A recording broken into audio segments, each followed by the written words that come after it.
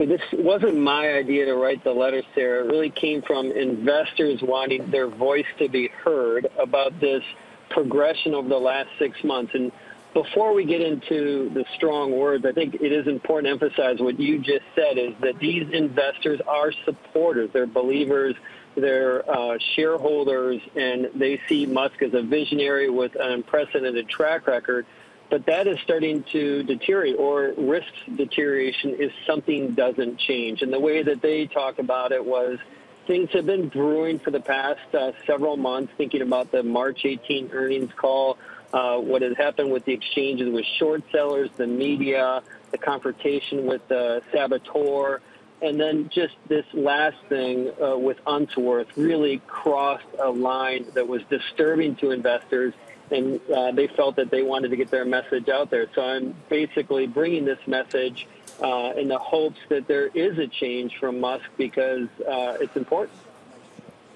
Gene, you say in the letter that you advised Elon Musk not to engage with short sellers, not to kind of make this a personal battle, because that tends to be something that CEOs of companies really don't ever win, that type of a battle. But I do wonder if you think it extends to what appears to be Musk's constant desire to seem personally as if he's pushing the limits. It's never about just operating the company and delivering on the goals.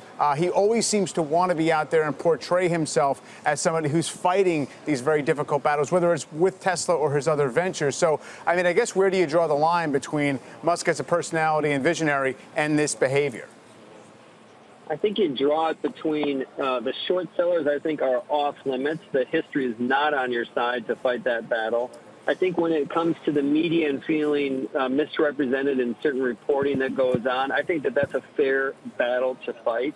I think when it comes to getting into personal attacks like we saw this week, that's clearly out of bounds. And so he can still maintain his, I'm fighting this for the Tesla user, the employee, the investor. He can still maintain that approach, but have a different, slightly different focus to where that comes to is really unique vision about accelerating the globe's adoption to renewable energy. That needs to be kind of the central focus. So that's kind of how we see the better. And by the way, it needs to start with something that is unlikely, which is an apology. And I think that unlikely because I'm obviously never dealt with the problems that he has. I don't know how hard it is for him to apologize, but I think that that's will be a good starting point. Hey there, thanks for checking out CNBC on YouTube. Be sure to subscribe to stay up to date on all of the day's biggest stories. You can also click on any of the videos around me to watch the latest from CNBC. Thanks for watching.